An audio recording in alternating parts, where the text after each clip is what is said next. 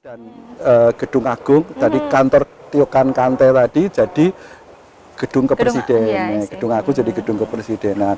Jadi dampaknya itu adalah memberikan tempat, memberikan ruang kepada perjuangan Republik bahwa Jogja itu aman. Aman. Wah, jadi dampaknya benar-benar buat negara juga, buat negara, cuma kota ini, iya, dan buat Yogyakarta sendiri. Dan jelas. Wah, luar biasa ya, dari perjuangan muda-mudi yang ini ternyata sangat berdampak untuk negeri ini juga kemerdekaannya kayak gitu. Iya. Keren. Jadi untuk sekalian ini untuk akhir kata ya istilahnya, Pak, mungkin bisa dari peristiwa serbuan Kota Baru ini apa yang kita bisa memaknai yang bagaimana kayak gitu, Pak, untuk anak-anak muda sendiri kayak gitu. Mungkin Bapak bisa menyampaikan. Begini.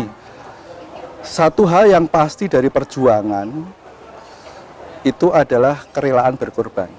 Ya, jadi mereka meninggalkan kesenangan untuk tidur, mereka meninggalkan kesenangan untuk bermain, bahkan meninggalkan kesenangan untuk pacaran. Ya, jangan dikira zaman dulu itu juga pacaran. Ya, tapi susah suratan dulu, nanti baru mau dikasihin tembak udah. Zaman dulu pacaran tembak langsung dinikah ya.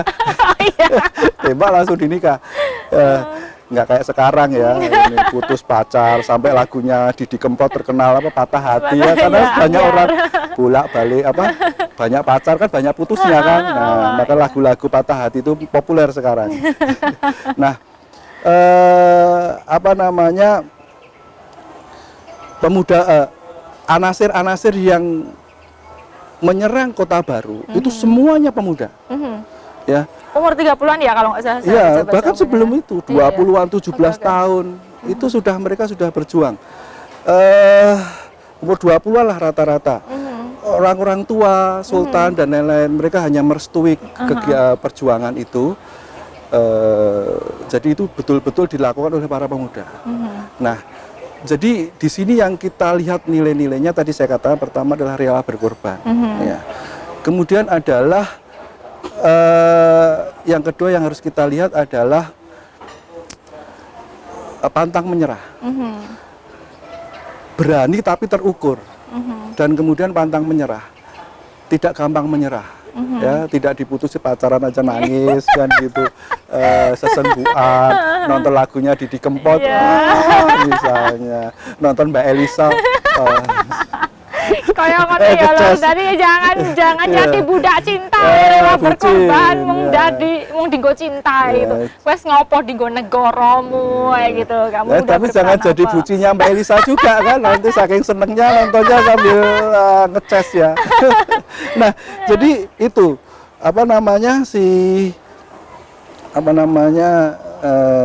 rela berkorban dan kemudian ada keberanian keberanian untuk dan pantang menyerah. Kita tahu bahwa Kido Butte itu kan gudang senjata. Yang diserang itu adalah pasukan profesional, tentara profesional yang satu markas begitu. Yang kemudian tiba-tiba oleh para pemuda yang memegang senjata hanya bisa dihitung jari. Sisanya yang tadi pernah Mbak Elisa katakan keris kan begitu, nogo sosro atau apa kan begitu, tombak gitu kan. Terus kemudian bambu runcing, sak duwene apa wae pokoknya metu dadang sabruk dan keluar kan.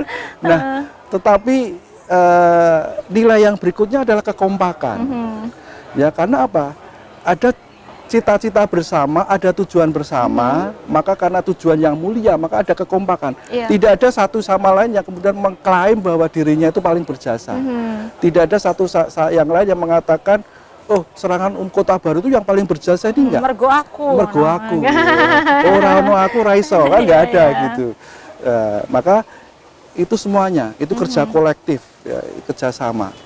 Dan yang terakhir menurut saya adalah kalau kita lihat yang menyerang, tadi Mbak Elisa mengatakan ada dari luar daerah, bahkan korbannya kita tahu ada Idewa Putoka, itu kan nama-nama dari Bali.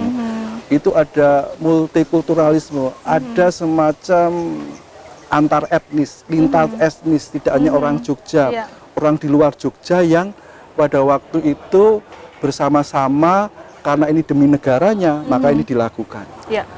Jadi itulah, maka kalau pemuda mau berhasil, pemuda mau cita-citanya tercapai, ambillah sisi baik dari serbuan Kota Baru tadi, yaitu apa? Rela berkorban. Yes. Berkorban apapun, Orang korban demi monggo orang, cinta terus loh, orang ya. bucin. Ya korban untuk pacarnya nggak apa-apa, Nggak tapi apa-apa. jangan keterlaluan. Korban juga dengan orang tuanya juga. Betul. Jangan Masa depannya. Ya, jangan kayak lagu Kim Chil Ke Polem gitu ya, itu.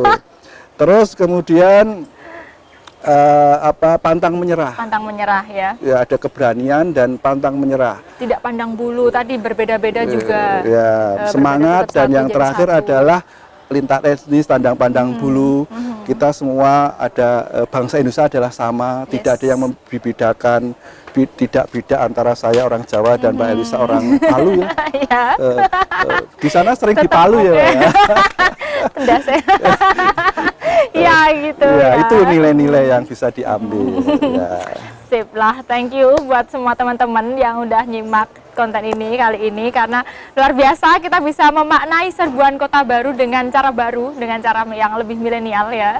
Jadi kita bisa selain kita bisa rela berkorban, terus kita harus mau berjuang kayak gitu. Kita harus tidak memandang siapapun, kita nggak memandang diri kita yang paling benar kayak gitu. Nah di sini jadi semangat-semangat inilah yang bisa kita ambil dan kita bisa jadikan hikmah untuk hidup kita sendiri. Jadi masa depan anak muda yang sekarang ini, milenial yang sekarang ini bisa lebih baik lagi dari yang dahulu pernah ada kayak gitu ya. Oke, see you di next konten ya. Kita akan ketemu di konten-konten di episode selanjutnya. Jadi tetap pantau terus Gemas Generasi Milenial Melek Sejarah. Salam budaya, lestari budayaku. Bye.